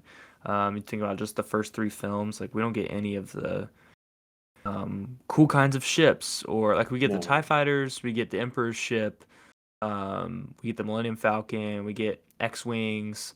But in the prequels, it's like, man, he had so much time in between 1983 and 1999 to just hang out in his basement and draw ships, I guess. Yeah, just And splurge on everything. yeah, and man, there's some cool designs that we'll get to, in Revenge of the Sith, with Definitely. yeah, there's some cool fighters. I'm thinking of uh, Plo Koon. He has a cool Hmm. fighter, Rip to Plo Koon. But yeah, it's just he's always inventing and always making new things, and that's really cool. So Yeah, no doubt, no doubt. So, after Yoda saves Obi-Wan and Anakin, and I assume Padme as well, they reconvene on Coruscant. Anakin and Padme actually go to Naboo and decide, hey, this would be an amazing time to get married. And they do get married with C-3PO and R2D2 and a random priest as their yeah, where'd officiants they and find the the only priest? witnesses. He was in the Geonosian arena and they just tagged him along. He's like, Yeah, you can come with us. the question is, did they have to kill the priest afterwards so that no one knew about their illicit marriage? Does can anyone know? I mean, C-3PO kind of runs his mouth a lot. Do we just wipe his Yeah. memory? So I don't know. I Is mean, this they do does that this next count as movie, legal so witnesses? I don't know. yeah. Uh, So while they get married and the movie ends, we have another thing to cover real quick. So back on Coruscant at the Jedi Temple, Obi-Wan, Mace Windu, and Yoda are convening to talk about the threat of a Sith Lord controlling the whole Republic, everything really. And if something controls the Republic, you're kind of controlling the Jedi as well, because Jedis are enforcers of the Republic. So Yoda, I believe he's still doubting that there's a Sith Lord controlling everything, but he chooses to accept it a little bit, and he delivers that awesome line, "Begun the Clone Wars have," and we see Bail hmm Organa, Palpatine, looking at the Grand Army of the Republic get loaded on Venator class ships, and then we transition to Anakin and Padme's wedding. So yeah, that's basically Attack of the Clones. That's how it ends, and it sets us up real nicely for a good finale for a trilogy. The greatest movie the world has ever seen, Revenge of the Sith. Heck yeah, the Clone Wars television movie. Honestly, I need to go back and watch that. I watched like a bit of it and it was really good, but yeah. Hmm. The 2002 or 2003, that's what you're talking about? I'm talking about the 2008 Clone Oh, Wars. okay, you're The talking about the the Disney. Yes. the I mean, I guess it released in theaters. I remember seeing it in theaters, but I know it was like replayed on TV many, many, many times. That's I'm when they're on thinking Christophsis with Ahsoka when they meet Ahsoka. thinking of They're thinking, yeah, I know the Samurai Jack creators 2002 Clone yes. Wars. Yeah, that's a really good one too. I think it's still some parts of it are still canon. Like General Grievous on Coruscant, I believe that's a little canon. I think some you can like pick and The choose. Tartakovsky, that's the guy who made it. Yes. It's usually just known as Tartakovsky's Star Wars or Tartakovsky's Clone Wars. Um, I think the entire thing is on YouTube. Oh, I that's where I've seen it. Yeah. Yeah, there's like a 2 hour video on YouTube. Don't Yeah, tell it's Star also Wars because I'm on. sure it's Yeah, copyrighted, but I yeah, believe it's on Disney Plus, but I could be wrong too. I probably am wrong I about don't think that. it is. It's not canon. So, No. but Well, I mean, they but have yeah, Ewoks on Disney Plus, and that's not canon. mm, Which well, is a delightful film. we'll get into the mess that Lucasfilm and Disney have made after the acquisition of what's canon and what's not. But Yes. Well, so I guess we are can start talking about, or you can start talking about the few things that you caught throughout this movie. yeah, so I have just Did we get? I don't know if the old recording got our bit about when Mace kills Django. Um, That's but where it stopped, I think. Yeah. that was definitely a highlight. Mace's finest Hmm. moment. Django kills the Mudhorn type animal with one shot, which is really sick, and then he gets Hmm. rewarded by getting his head chopped off. Um, and Boba, has to hold his helmet, and yeah, we're afraid. I was always afraid the head was gonna plop out. But um, Django though has a good moment later earlier in the movie when him and Obi-Wan um are talking in the I don't know what you call it, the Is kind of like living the quarters. Yeah, the Kaminoan living quarters that he's Yeah, in. Yeah. and Tamira Morrison has this great line where he's like, "It's always a pleasure to meet a Jedi," and it's like, man, this guy has seen some stuff, and he is really doing the dirty work on Coruscant. Um, Hmm. for Sidious ultimately, but I'm not sure if he knows that. But And he's it's probably killed a few really, Jedi out in his day too. yeah. And Boba, like we'll see later, those bounty hunters are no joke. Like Cad Bane, Boba, Django, even like Bosk, like they can Hmm. really fight. And as we saw in Boba Fett, Black Chrysanthemum Yeah. saw Boba in his underwear and threw him around. But His um, Bobussy was showing. yeah, yeah. Um, but yeah, it's just really interesting to think of Django like in his prime fighting Hmm. Jedi. Um, one other just like small detail oriented observation at the beginning of the movie, Padme is flying an N1 starfighter, which we were both really excited about last night. We'll try to replicate our energy Yeah. level there, but um, Oh my God. yeah. That's it. At the very beginning, her decoy dies. She's on the ship. Um, but as part of the ruse, I guess, Padme is flying her own fighter jet, which is really cool. It kind of shows Padme's um, resolve and wit. She's able to fly this battleship that's got to be kind of hard to Hmm. maneuver. And obviously, we see later she's bossing Anakin around, Yeah. and yeah, she knows how to handle herself for sure. Um, and then I have three kind of like meta things, I guess, that stood out to me. Hmm. For listeners, for all of our, I think we're almost a double digit listeners, which is nice. Um, Hmm. you will soon learn that I have an affinity for the like metaphysical, like overarching themes of stories and um, thinking about storytelling in general and how Star Wars shapes the way that we think and that kind of stuff. So um, there's something that Yoda says. It's blind we must be to have missed a Sith in our midst, basically orchestrating all this because Dooku tells Obi-Wan when he thinks Obi-Wan's about to die, the classic villain like monologue before he kills Hmm. you, Voldemort in the graveyard type thing, um, about how there's a Sith controlling all of this, and Obi-Wan eventually lives, and he tells the Jedi Council about it, and they're discussing it, and Yoda says, "Well, blind we must be to have missed that." And it's like, yeah, you think? Um, Yeah, it's the I hubris of it. Yeah, Yeah. yeah. We talk about Mace Windu. I think you use this exact quote: "As Mace Windu is the Jedi's hubris personified." Hmm. Um, but Yoda definitely plays his part, and we see him just like over and over again, just be ignorant to what's going on around him. And he's really good at sensing disturbances in the force, but he's not so good at deciding on them, and figuring out what to do once he feels that something's wrong. He just kind of is content to sit and wait. And so Hmm. we see Yoda just kind of questioning, like, "Oh man, maybe we made a mistake here." And that is a theme that's definitely going to continue throughout the rest of the prequels and definitely in Last Jedi.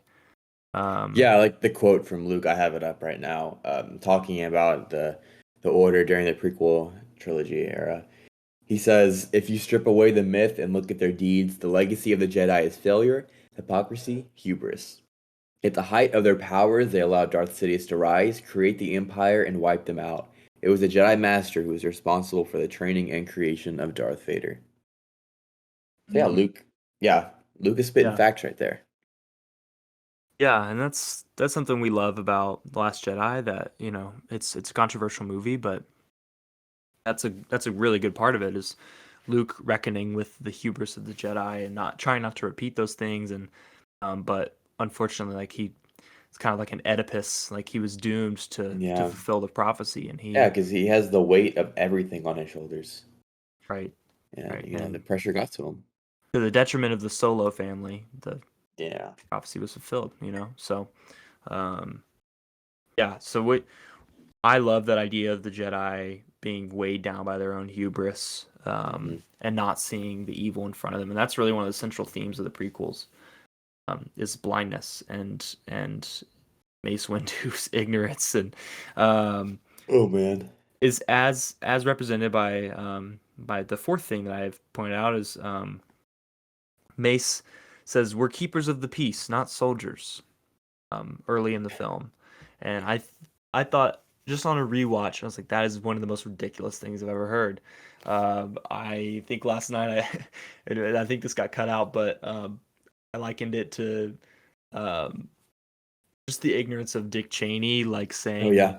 saying, well, it can't be torture if Americans are doing it, with all the waterboarding stuff that came Hmm. out in during George Bush's presidency. Um, it's like, well, if Americans are doing it, we Americans don't torture, so it's not torture.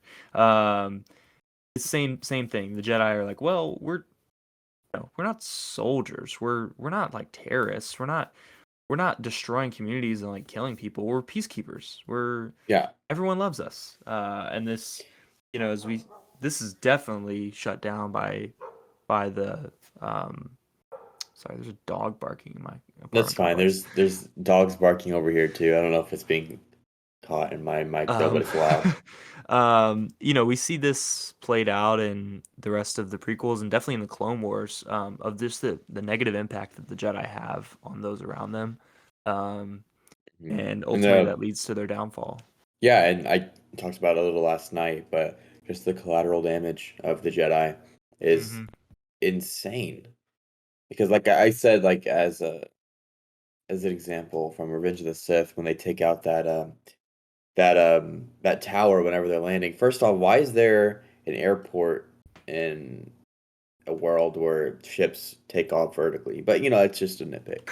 But yeah, when they take out that tower with the ship with the invisible hand, like they've probably killed a few people inside there. But it's Right. kind of wiped away as like, oh, it's collateral damage for war. Like you're Another gonna have happy casualties. landing. Yeah, another Yeah. happy landing. There's like bodies strewn across the wing. It's just Mm, like there's probably so many prisoners in that ship that died on impact. It's something you like they don't think about because they're Jedi. They're so right. above it all. They everything is as the Force wills it to be.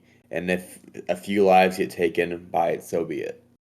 Right. It's kind of that kind of excuses them from that's that's the darker side of their belief system, is that it excuses them from any Yeah, responsibility. They're like, oh, it's the Force.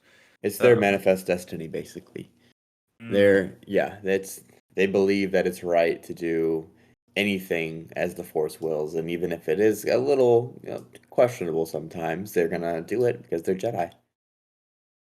well, in their defense, in the Jedi's defense, we should be fair that there's an imminent threat, right? The Hmm. diplomacy has failed. For we can point out whose fault that is all day, but the diplomacy has failed, and we have thousands of systems joining the separatist forces, and the Jedi have to combat this somehow. And it create in a, I guess, you got to use them, I guess, but they throw all morals out of the window and they just use the clones, and that's Hmm. I've never really understood what the final decision was, because Lucas doesn't put it in the film of Yoda deciding. I don't think it's in the film where he decides, we're gonna use the clones, but um at least the rationale isn't explained. Um, Yeah.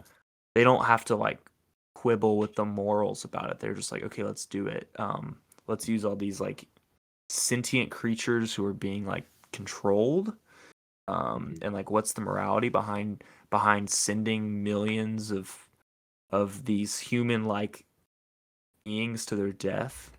What is the moral fallout from that? That's never discussed. But at a certain point, it's like you gotta do what you gotta do, and there's millions and millions of droids that are coming to kill civilians and institute, ultimately a different regime, and um, as Obi-Wan says in Revenge of the Sith, my allegiance is to the Republic, to democracy. So they Say. have to, so they have to do what they have to do. So, It's very true.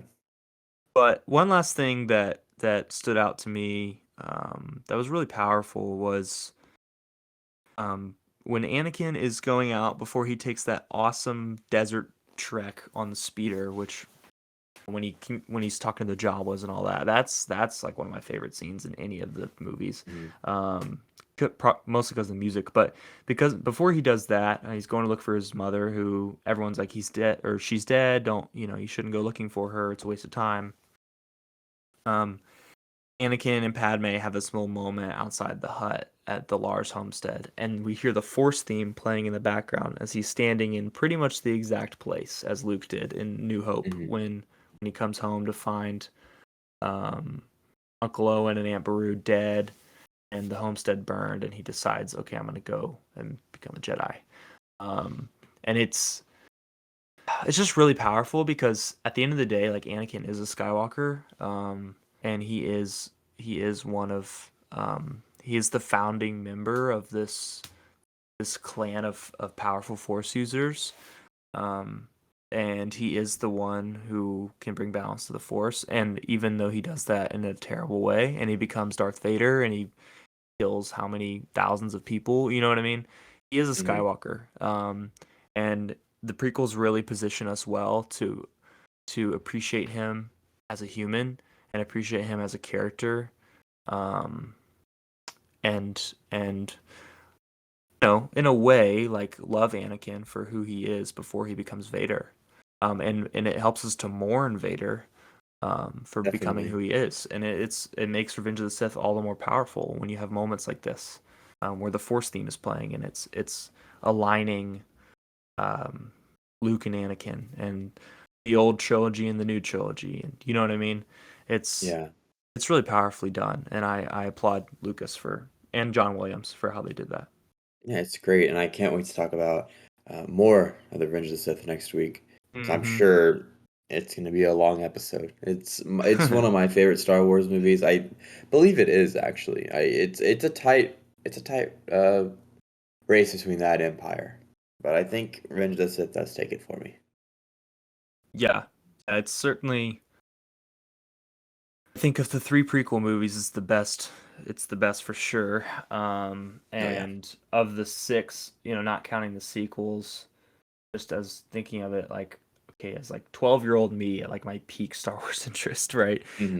Before Disney bought Lucasfilm and all that, like, I think Revenge of the Sith takes the cake for me. So I'm really excited for that for sure. I think Attack of the Clones ends, kind of not a cliffhanger, but the gun the No, Clone Wars it's a good have, right? setup. Yeah, It's a great setup. So we'll get to dive straight in, and the Clone Wars TV series explains the middle ground really well, but that's we for a could. different episode. Yeah, But we can dive into that later.